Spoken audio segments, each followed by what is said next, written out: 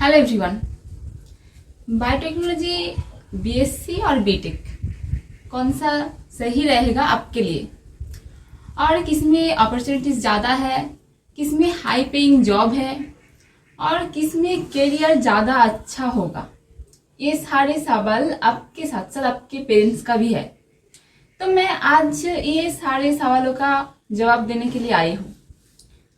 मैं खुद एक बायोटेक्नोलॉजिस्ट हूँ और मेरे जो एक्सपीरियंस है उस एक्सपीरियंस से मैं आपको इसके बारे में आज डिटेल में बताऊंगी। और अगर आप लाइफ साइंस में इंटरेस्ट रखते हो और फ्यूचर में इसी फील्ड में रहना चाहते हो तो आप ये वीडियो ज़रूर देखें। ये वीडियो देखने से आपका जो भी कन्फ्यूज़न है बायोटेक्नोलॉजी के बारे में वो दूर हो जाएगा। चलो शुरू करते हैं। सबसे पहले हमें दोनों के सिलेबस जानना होगा, दोनों के सिलेबस में क्या है। तो अगर मैं बीएससी की बात करूं तो इसमें आपको बहुत ज़्यादा थ्योरी पढ़ना पड़ता है और प्रैक्टिकल दोनों में है, लेकिन बीएससी में थोड़ा कम, लेकिन थ्योरी और प्रैक्टिकल दोनों ही है। और अगर मैं बीटेक की बात करूं तो इसमें थ्योरी भी पढ़ना पड़ता है, लेकिन उसके साथ साथ प्रैक्टिकल बहुत ज़्यादा है। दोनों में बहुत सारे प्रैक्टिकल कॉमन भी है और इसमें आपको बहुत सारे टेक्नोलॉजीज भी जानना होगा और आपको बहुत सारे इंस्ट्रूमेंट मशीन्स सीखना होगा, कैसे काम करता है, कैसे उसका पार्ट्स है, ये सारी चीज़ें आपको बायोटेक्नोलॉजी बीटेक में सीखना होगा। इसके बाद हम आएंगे इसके इन्वेस्टमेंट, कितना खर्चा होगा इसके पढ़ाई में। अगर मैं बीएससी की बात करूं तो इसमें थोड़ा कम खर्चा होगा कंपेयर टू बीटेक। बीटेक में थोड़ा खर्चा इसीलिए ज़्यादा होगा क्योंकि इसमें बहुत सारे रिक्वायरमेंट्स है, इसमें फैकल्टीज ज़्यादा चाहिए, इसमें बहुत सारे इंस्ट्रूमेंट चाहिए जो बीएससी वालों के लिए ज़रूरी नहीं है। तो इसमें ज़्यादा खर्चा है बीएससी की तुलना में।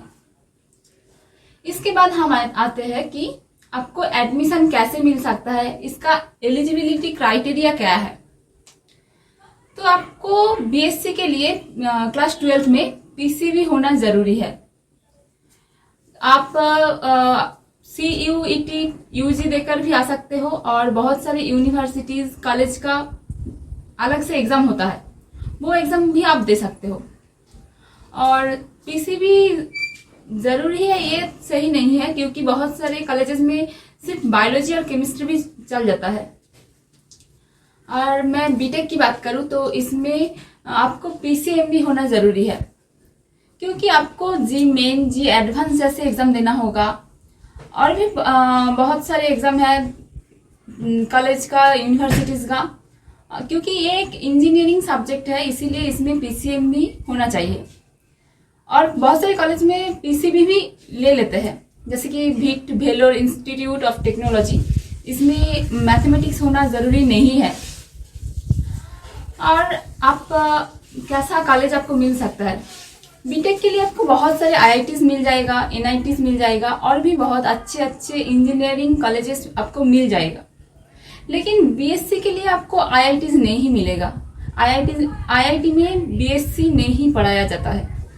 आपको बहुत सारे कॉलेजेस तो मिल जाएगा, बहुत अच्छे अच्छे कॉलेजेस है इंडिया में, आप उसमें एडमिशन ले सकते हो। और इसके बाद हम आते हैं इसके करियर, इसमें क्या क्या होगा, किस तरीके का जॉब है।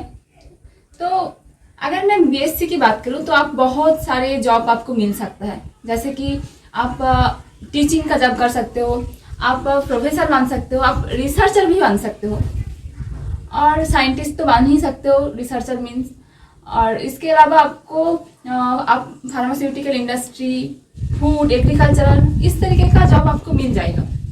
और अगर मैं बीटेक की बात करूं तो आपको बीएससी की तरह ही आपको बहुत सारे जॉब मिल सकता है, जैसे कि फार्मास्यूटिकल इंडस्ट्री, बहुत सारी chemical industries, cosmetics, food, agriculture, इस तरीके का बहुत सारे जॉब मिल सकता है। और दोनों का अलग अलग है।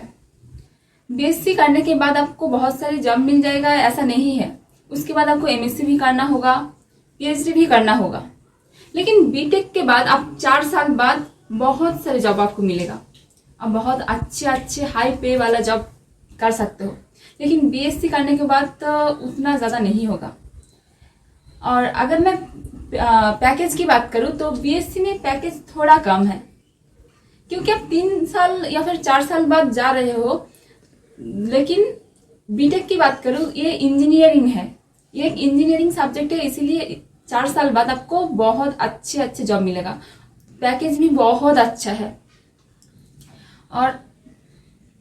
और आपको अगर बीएससी करने के बाद तो अच्छे पैकेज वाला जॉब चाहिए तो आपको एमएससी करना होगा।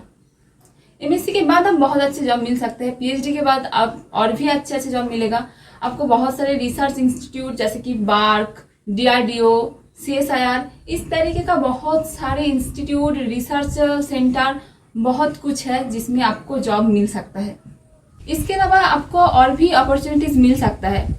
अगर आप सोच रहे हो कि आपका पढ़ाई के बाद आप इंडिया के बाहर जाओगे और अच्छे अच्छे कंपनीज में ज्वाइन करना चाहते हो, तो वो भी इस सब्जेक्ट में पॉसिबल है।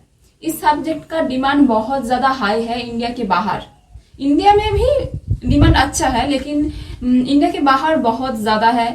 तो आप अब्रॉड जा सकते हो और अपना लाइफ अच्छे से सेटल कर सकते हो। तो आप देखो आप क्या करना चाहते हो। इसके बाद आप खुद डिसाइड करो कि आपको करना क्या है, कैसी जॉब चाहिए, कैसी पैकेजिंग चाहिए आपको। उस तरीके से आप डिसाइड करो कि आपको बीएससी करना है या फिर बीटेक।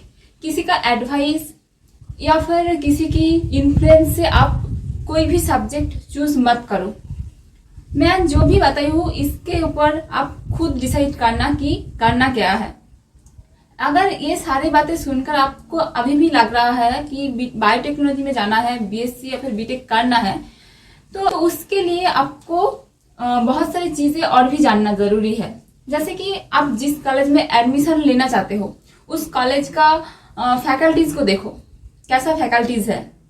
उस कॉलेज का लैब फैसिलिटीज देखो, उसका लैब क्या है, कैसा है लैब, क्योंकि ये दोनों सब्जेक्ट ही लैब बेस्ड है, तो आपको लैब का फैसिलिटीज देखना चाहिए।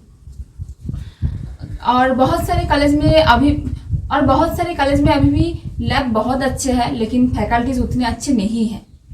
और ऐसे भी कॉलेज है जहाँ पर फैकल्टीज बहुत अच्छे हैं, लेकिन लैब नहीं है। मतलब लैब तो है लेकिन लैब उतने अच्छे नहीं है। तो आप ये दोनों चीजें सबसे पहले देखना। उसके बाद आप ये देखो कि कॉलेज का प्लेसमेंट कैसा है, उसका पैकेज कैसा है। जो प्रीवियस ईयर के स्टूडेंट है उनसे जाके पूछो, उनसे इंक्वायरी करो कि कैसा है, पढ़ना है कि नहीं है। अगर पढ़ोगे तो कैसा आपको अपॉर्चुनिटीज मिलेगा। ये सारे चीजें आपको अपने जो प्रीवियस ईयर के स्टूडेंट है उनसे पूछना। तो बस आज के लिए बस इतना ही था। और अगर आपको इसके बारे में और भी चीजें जानना है तो आप नीचे कमेंट कर सकते हो, और इसके रिलेटेड वीडियो और भी आएंगे आगे, तो आप जरूर देखना ताकि आपका हेल्प हो पाए। और अगर आपको ये वीडियो अच्छा लगे तो लाइक और शेयर कर देना, और अगर चैनल पे नए हो तो सब्सक्राइब भी कर देना। Thank you.